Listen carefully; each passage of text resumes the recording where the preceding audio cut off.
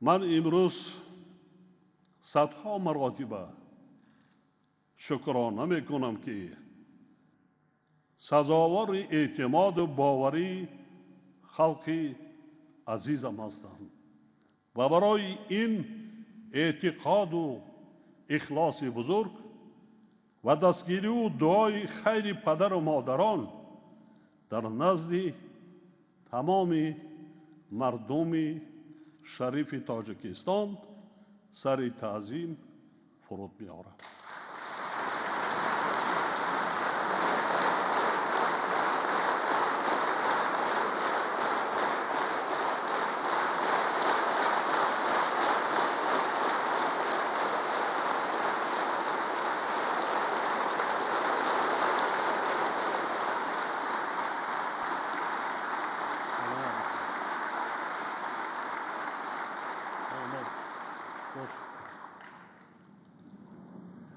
من همه شما خلق عزیزم و خرد و بزرگ تاجیکستان را صدقاً دوست می‌دارم و تا نفسی واپسین به شما صادقانه خدمت می‌کنم.